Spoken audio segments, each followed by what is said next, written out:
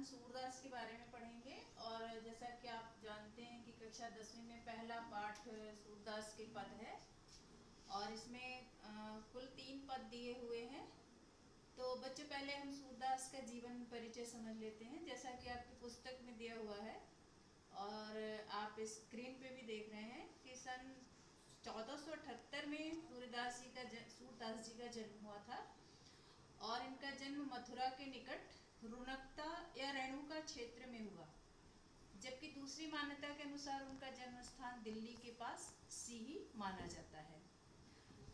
बच्चों, इन्होंने कृष्ण भक्ति से संबंधित बहुत सारी रचनाएं की हैं और भक्ति काल के बहुत अच्छे कवि माने जाते हैं और इन्होंने भक्ति भाव में श्री कृष्ण के प्रति अपने समर्पण के भाव को अंकित किया है। इनकी प्रमुख रचनाएं हैं सूरसागर, साहित्य लहरी, सूरसारावली और सूरसागर।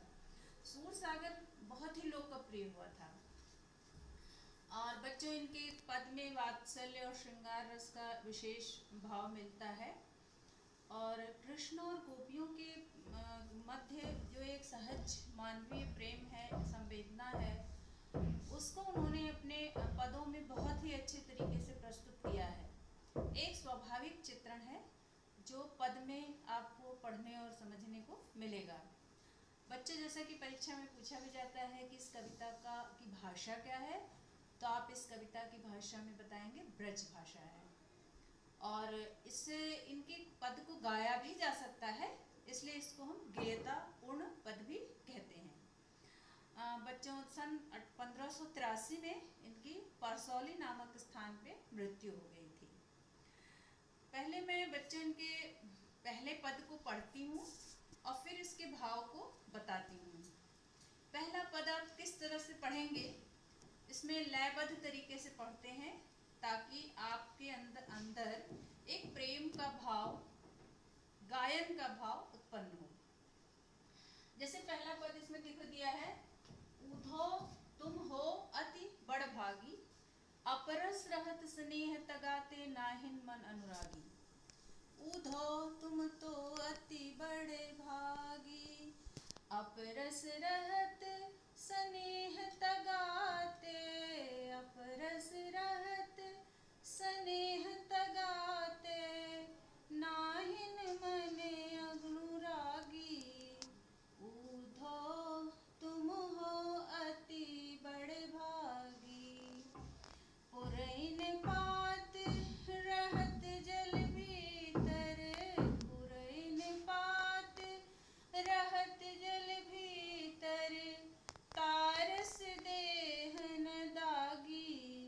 ऊधो तुम हो अति बड़ भागी, ज्यों जल माह तेल की गागरी, ज्यों जल माह तेल की गागरी, बूंद न ताको लागी। ऊधो तुम हो अति बड़े भागी, प्रीति नदी में पाँव न बोर्यो, प्रीति नदी में पाँव न बोर्यो, दृष्टि न रूप परागी।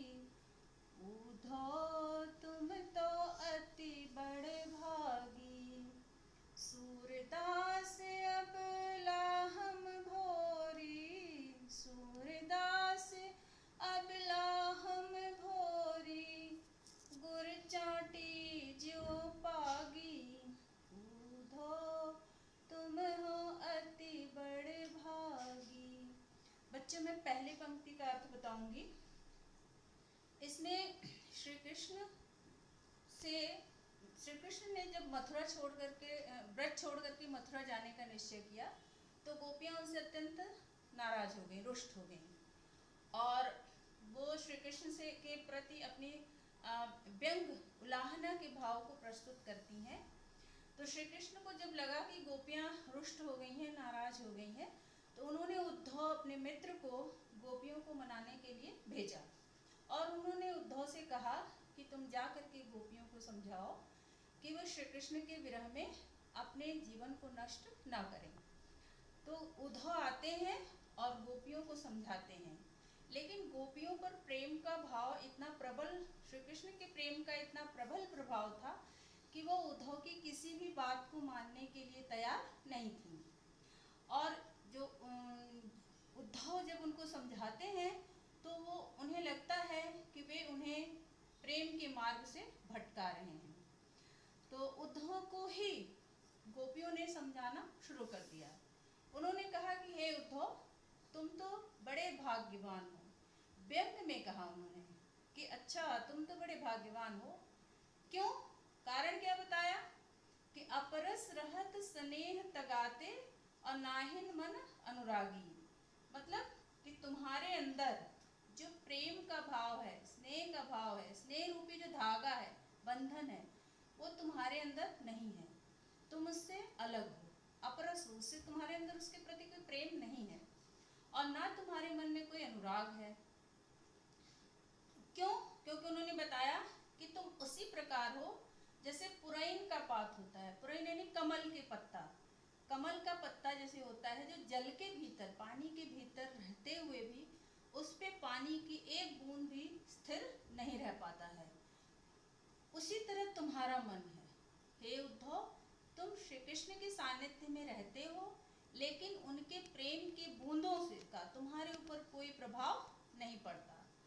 ना तुम उसके रस को चख पाते हो और ना तुम्हारे शरीर में किसी भी प्रकार का उनके उस प्रेम रूपी बूंदों का कोई प्रभाव दिखता है। तो तुम इस तरह से बड़े ही अभाग्यशाली हो, दुर्भाग्यशाली हो कि तुम श्री कृष्ण के महान प्रेम को नहीं प्राप्त कर पा रहे हो। ज्यों जल माह तेल की गागरी, बूंद न ताको लागी।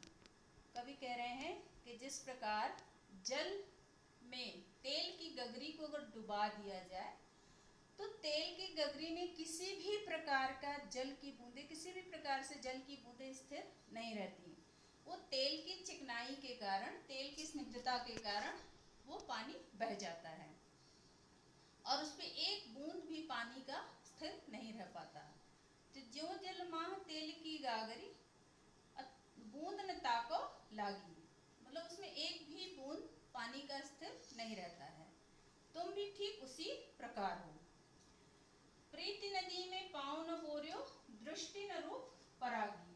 प्रीति नदी यानी प्रेम रूपी नदी, रूपक अलंकार है यहाँ पे। प्रीति नदी, देखो बीच में जहाँ पे आपको योजक चिन्हों का प्रयोग मिलता है वहाँ प्राय रूपक अलंकार, वैसे सामासिक शब्द भी होते हैं लेकिन यहाँ रूपक अलंकार है।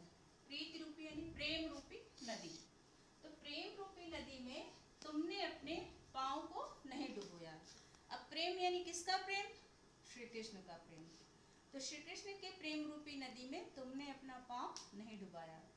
अदृष्टि न रूप परागी, और तुम्हारे नेत्रों ने भी श्री कृष्ण के रूप सौंदर्य का, दृष्टि न रूप परागी, श्री कृष्ण के रूप सौंदर्य के पराग को, पराग क्या होता है? फूलों का बहुत ही महत्वपूर्ण कण, जिससे हमें मधुमक्खियां देखा होगा आपने, शहद बनाती हैं। तो फूलों का बहुत ही महत्वपूर्ण कण है वो। तो इसी तरह श्री कृष्ण के रूप सौंदर्य का जो एक आकर्षण है, एक मोह है, जो एक सम्मोहन है, इससे तुम वंचित हो। तुमने उनके इस दृष्टि के, तुम्हारी दृष्टि उनके इस रूप सौंदर्य को नहीं निहार सकी। बच्चों, गोपियों ने उद्धव को बड़े ही सहजता से, व्यंग भाव से अपने भाव को व्यक्त किया और उन्हें ये समझा दिया कि वे उनके समझाने पर भी श्री कृष्ण के प्रति जो उनके मन में अथाह प्रेम है उसे वो छोड़ने वाली नहीं है। फिर गोपियों ने कहा कि सूरदास अबला हम भोरी। सूरदास जी कहते हैं कि गोपियों ने कहा कि हम तो अबला हैं, भोली हैं, और हम तो इतने भोले हैं कि जैसे चींटियां गुड़ में लिपटकर अपने प्राण को त्याग देती हैं, उसी तरह हम भी श्री कृष्ण के गुड़ रूपी प्रेम में लिपटकर अपने प्राण को त्याग देंगे। गुड़ चाटी, गुड़ यानी गुड़ और चाटी यानी चींटी। ज्यों जन जैसे, पागी, पागी यानी उसका जो उसका गुड़ का लिसलिसापन होता है, जो जिसमें चिपक जाता है। कोई भी चीज़ आप देखते होंगे कि गुड़ में यदि कोई भी चीज़ लगा दिया, चिपक जाता है तो जल्दी छूटता नहीं है।